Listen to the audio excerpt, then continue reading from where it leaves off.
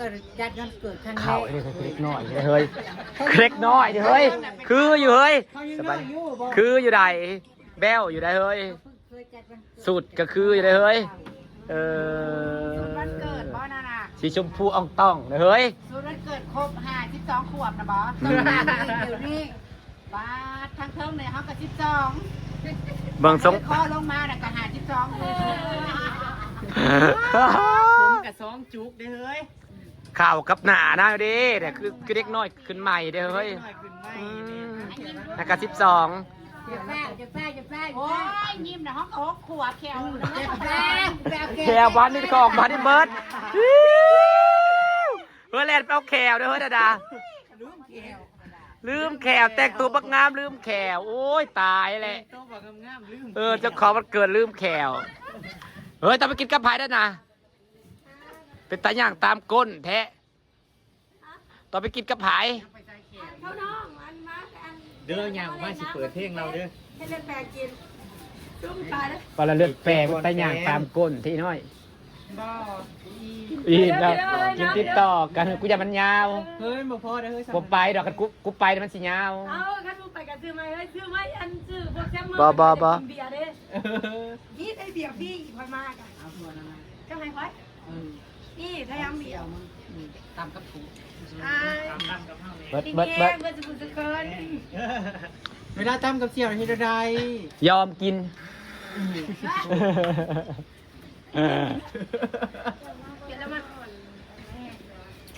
เป็นใส่โดนเตะแขวเลยอาจเอ้ยมูให้อภัยเบิดแล้วมูให้อภัยแล้วไปแต่โดนแล้วกลับมาซา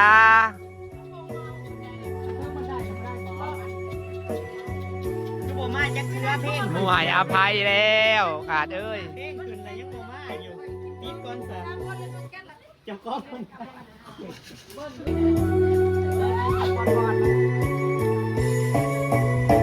ลิปซิงมานำลิปซิงนั่นบอกให้ลิปซิงลากลากงามงามกำลังโชว์นี่เพลงเจ้าของเองสุดๆ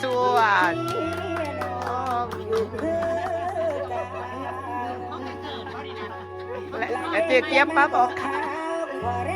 งใจจากทุกทางเชื่อเอาไว้แน่หนึ่งคน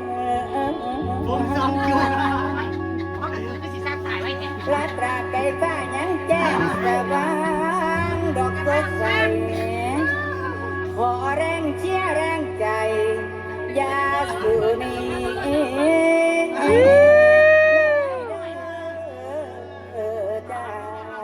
สวัสดีนี่คือเลยเชียร์พยายามต้องฝ่ามืดมนแต่เจ็บขอบคุณทุกคนที่ยังเชียร์เจ็บเสมอมาจ้า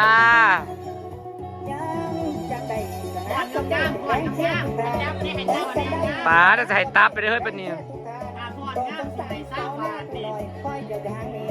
ทุกวันนี้ค่อยแต่ใจถึงสุดท้ายจะคอยเชียร์ในเด้อจ้าเป็นเด็ก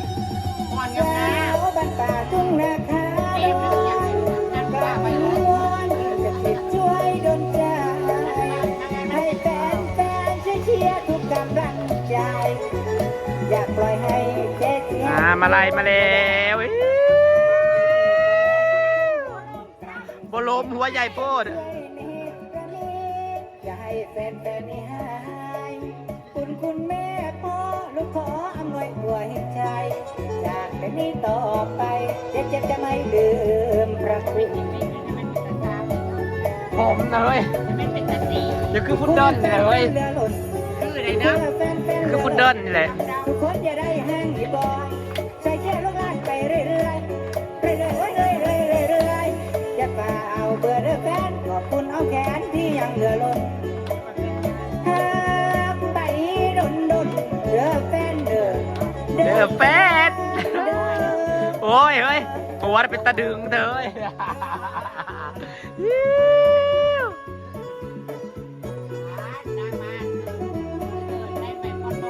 เฮ้ยอ่องตองอยู่เนี่ยเฮ้ย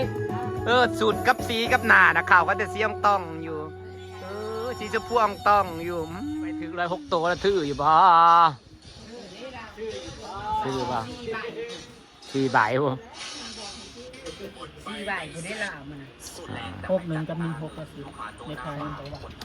ลอตเตอรี่บ่ ลอตเตอรี่ก็จิบเองบ่ได้ 6116 จำนานไม่ได้จิบด้วยเองเด้อง านผมผูกแขนให้กันอยู่เป็นน้องวันเกิดปลาแห้งเบิดแล้วถาไปเด้ถาเจใหญ่อัมบารากากีตุ้ยๆไปเซ่เฮ้ยเฮ็ดตัวเป็นเน่าปั๊บผู้บ่าวแล้วบ่เฮ้ย เหยียบทีมเดียวนี่ เหยียบทิมเดียวนี่บ่มาแล้ว เหยียบทีมนี้ก็เมื่อแล้ววันนี้ เนาะตาอะไรผู้บ่าวกับตัวอุตส่าห์ตั้งใจไปหาเฮ็ดหอบป่ามาให้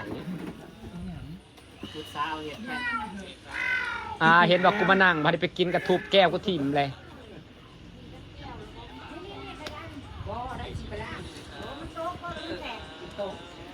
เรือพลายเรือแจมมาลาบ่เรือคนงาม คนงามออกเค้ก คนว่าคำมาสิมา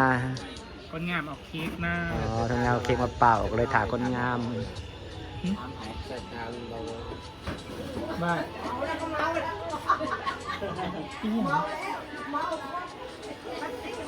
โด่งมันบ่ตอบ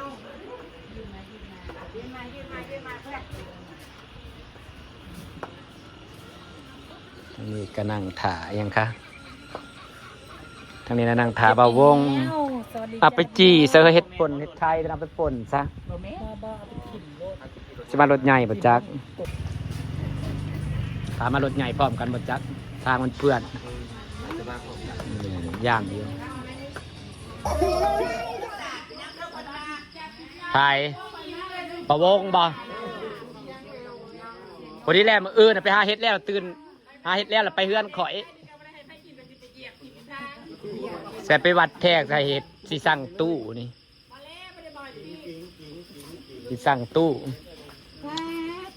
ถ่ายดีเจมา บอกว่าบางคนเปิดเพลงถูกใจ เลยไม่เปิด ถ้าเป็นไม่ยิงเน็ตถ้าเป็นไม่หลุด ก็โอเคแหละ สวัสดีค่ะ ไปถ่าเจ้าภาพใหญ่เขาว่าสาวสุดขาวเลยนะเจ้าภาพใหญ่ สบายดีพี่น้อง นอนนี่ประมือนี่ เมื่อ เราจะไปหาเห็ดแต่เช้า วันใจอยู่แล้วอยากเชียงง่วงว่ะอยากเชียงง่วงนอนมันเต่าไปไล่ ที่มันได้ชิมาซื้อของเท่าเลย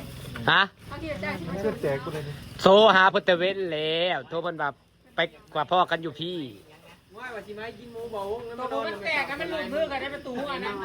เจ้าว่า พูดกันเลยล่า พี่มาที่ดื้อเจ้าละ ถ้าแต่ว่าคนไหนจากมาตอนที่เต่าไปคนนั้นก็ไปเอาจากมาเนี่ยนะ พี่มาที่ปีกเลยจะแจกครับ คนนี้ว่าเราคนไหนจากมา ไม่จะเปิดไปให้ ใครเรียกคนยังเส้นนี่เขากูเคยไปมันได้สดร้อย ร้านเจ้าคู่เลย ถ้ายากจะปูวันนี้ถ้ายาก ใครไม่ได้เจ้าเนาะใครเข้าที่เทิงหมดแล้วเพิ่นตามว่าเรายังมา ไม่ใช่ดอกไม้อะไร เราร้อยล้างเงินไปได้ร้อยเนี่ยโตค่ะ เห็ดไข่ออกหลายในบ้านตุยๆในบ้านเฮาก็บ่มีป่ะว่าเห็ดไข่ออกหลายเนาะบ้านเฮาก็บ่มีบ่ เขาบ่เยื่องให้ก็ได้เด้อขนาดคนนะผู้เยื่องนะกัน บ้านนั้นก็เยื่องแทงยังว่า แจ้งว่าคนผู้ง่าย ผมได้กี่บาทนะขึ้นสิบแล้ว